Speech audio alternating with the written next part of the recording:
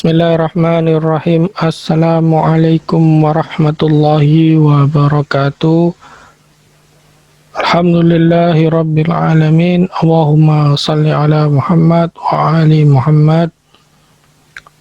Alhamdulillah, kita bertemu lagi dalam pembelajaran geografi. Kita kali ini melanjutkan KD 3.3 dengan tema menganalisis jaringan transportasi dan tata guna lahan dengan peta dan atau citra penginderaan jauh serta SIG dengan pengembangan potensi wilayah dan kesehatan lingkungan.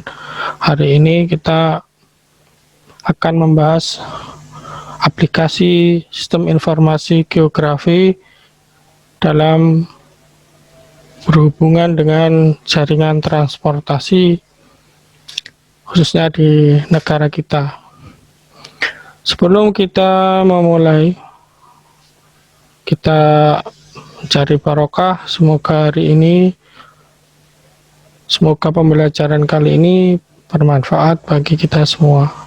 Kita buka dengan membaca Fatihah bersama. Al-Fatihah wa qablaha salawat. Allahumma salli ala Muhammad wa ali Muhammad. Allahumma salli ala Muhammad wa ali Muhammad.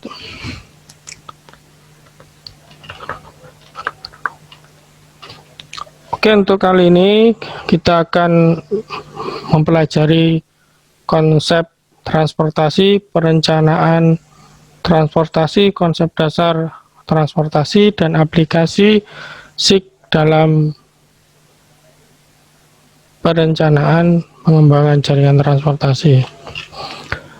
Oke, definisi jaringan transportasi. Jadi ada dua kata, jaringan dan transportasi. Kalau jaringan adalah sebuah hubungan antara satu titik dengan titik yang lain, itu disebut jaringan. Transportasi merupakan salah satu objek kajian geografi yang erat kaitannya dengan interaksi antar wilayah. Jadi salah satu yang berpengaruh di geografi adalah interaksi wilayah satu dan wilayah lain, dan transportasi merupakan salah satu fasilitas dan syarat dalam kelancaran interaksi dua wilayah. Transportasi digunakan untuk memindahkan barang atau orang. Jadi kita sebagai manusia sekarang kita merasakan dari zaman dulu sampai sekarang ada kemajuan di bidang transportasi yang sangat sudah pesat ya. Dulu orang itu masih hanya berhayal bisa terbang, sekarang bisa naik pesawat gitu ya, naik kereta yang cepat gitu ya. Kalau dulu hanya ada kuda, zaman Nabi ada kuda, ada unta dan lain-lain. Sekarang semuanya berganti dengan mesin yang memiliki kecepatan yang berkali-kali lipat daripada zaman dulu. Kalau dulu kita ke Mekah untuk haji itu mungkin berbulan-bulan, sekarang naik pesawat hanya berhari ya, hanya mungkin berjam gitu ya. Oke, orang itu bergerak itu ada tiga hal yang mendasarkan. Yang pertama tujuan pergerakan, jadi mau kemana, itu tujuannya apa? Mencari kerja, mencari belajar gitu ya, belanja, tempat sosial atau rekreasi, dan lain-lain. Ada yang digunakan berdasarkan waktu, jam sibuk atau jam tidak sibuk. Jadi kalau jam-jam tertentu berangkat kerja, pulang kerja di kota-kota besar di Indonesia, itu mengalami kemacetan yang luar biasa. Oke, berdasarkan kondisi sosial ekonomi ada juga ya. Oke, ini peta infrastruktur jaringan jalan daerah istimewa Yogyakarta (DIY). Nah, di sini bisa melihat bahwasanya sistem transportasi nasional memiliki peranan penting yang mendukung bidang ekonomi sosial. Jadi kalau contohnya ya, ada Trans Papua, ada Trans Sumatera, itu nanti bisa berubah, mengubah semuanya. Trans Kalimantan akan mengubah harga-harga barang. Kenapa? Karena harga transportasinya sudah mulai turun, maka kecepatan berpindah juga mudah, maka akan mengalami pemerataan ekonomi ya. Jadi itu tujuannya dari satu presiden kita yang mungkin kita acungi jempol adalah pembangunan sarana transportasi yang luar biasa. Ada jaringan jalan menurut undang-undang, ada yang primer, ada yang sekunder, ada jalan arteri, ada jalan kolektor, lokal, lingkungan, dan lain-lain. Ada jalan nasional, provinsi, kabupaten, kota, dan desa. Oke, komponen transportasi. Jadi transportasi adalah untuk memindahkan barang atau manusia. Jadi akan bergerak dari satu titik ke titik yang lain, maka yang berpengaruh yang pertama adalah sarana untuk menggerakkan. Apakah itu? Yaitu sarana transportasi darat, laut, udara gitu ya. Modern atau tradisional gitu ya. Dan prasarananya, prasarana itu pendukung, jalan, jaringan pendukung seperti terminal, seperti stasiun dan lain-lain itu pendukungnya.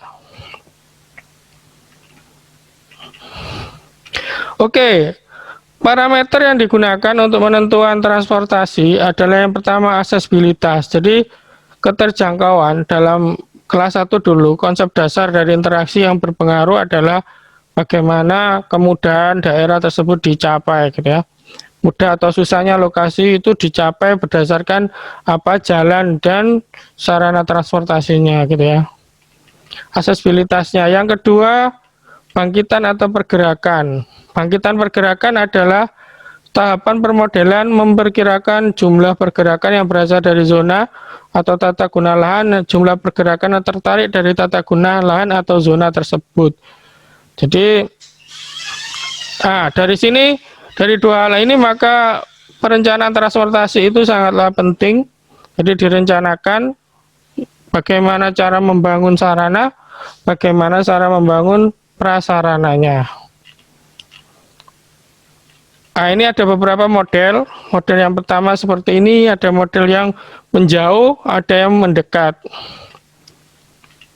Ada yang pergerakan seperti ini juga ada. Jadi beda-beda. Oke. Nanti kalian dari LKPD-nya kalian pelajari sendiri. Nanti kalian lihat ini pendukung saja. Nanti kalian analisis peta dan citranya. Bisa mencari di literatur yang lain. Tujuan perencanaan transportasi yang pertama adalah untuk mengatasi masalah transportasi yang sedang terjadi dan kemungkinan yang akan datang. Adalah menyelesaikan masalah-masalah yang berhubungan dengan pergerakan barang tersebut, contohnya kemacetan gitu dan lain-lainnya. Jadi kemacetan lalu lintas adalah situasi di mana keadaan tersendatnya lalu lintas yang ditandai dengan menurunnya kecepatan perjalanan dan kecepatan yang seharusnya bahkan terhenti lalu lintas. Jadi ada penumpukan atau konsentrasi mobil atau kendaraan bermotor di suatu tempat itu disebut kemacetan. Kondisi lalu lintas pada suatu jalan ada 6 tingkatan ya, A, B, C, D, E, F gitu ya.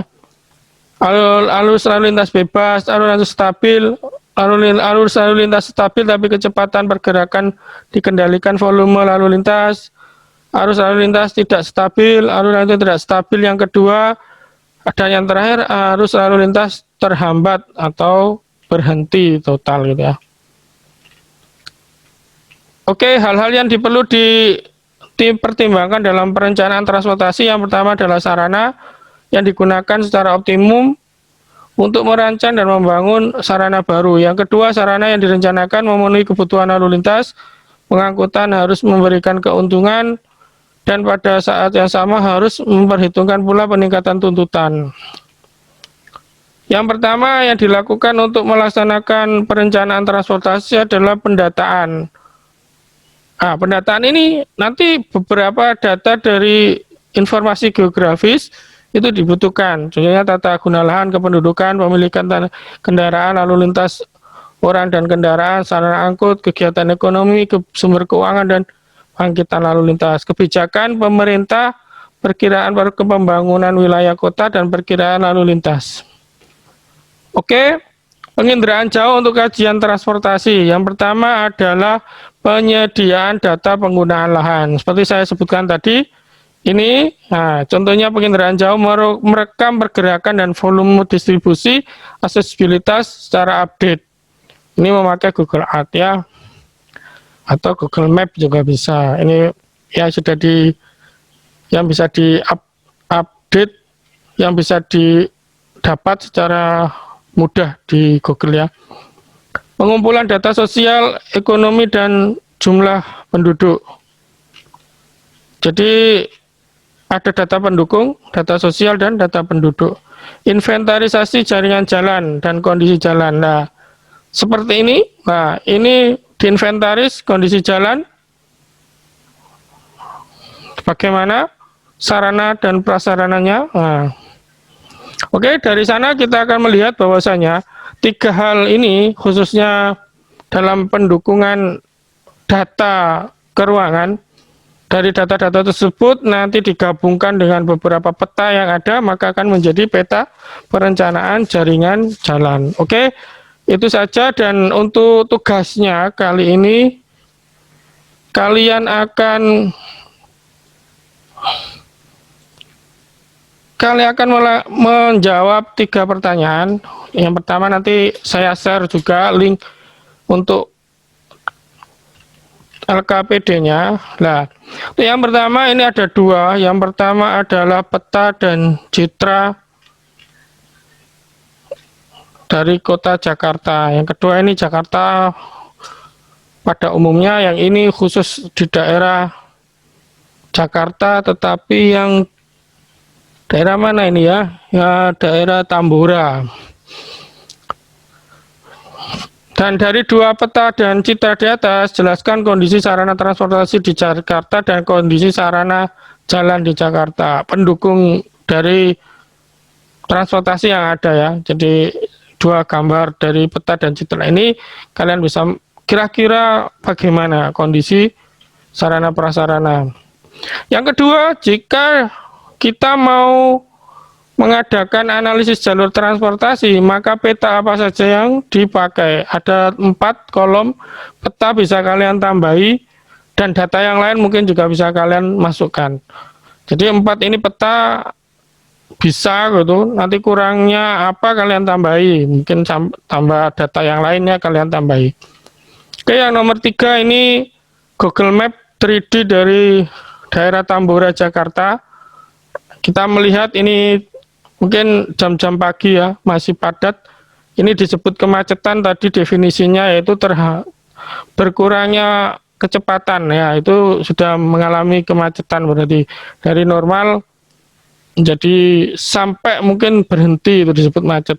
Nah, dari sini dengan SIG, kalau tadi PJ ya, ini SIG apakah bisa mengurangi kemacetan di kota-kota besar, khususnya Jakarta? Kira-kira SIG ini punya peran apa dalam mengurangi kemacetan gitu ya? Oke, itu saja untuk pembelajaran kali ini. Kita tutup dengan membaca Alhamdulillah, dan juga kita akhiri dengan Fatihah bersama-sama. Alhamdulillahirrahmanirrahim. Bismillahirrahmanirrahim. Alhamdulillahirrahmanirrahim. Ar-Rahmanirrahim. Maliki yaumiddin. Iyyaka na'budu wa iyyaka nasta'in. Ihdinas siratal mustaqim. Siratal ladzina an'amta 'alaihim ghairil maghdubi 'alaihim waladdallin. Amin. Khairul kalam. Assalamualaikum warahmatullahi wabarakatuh.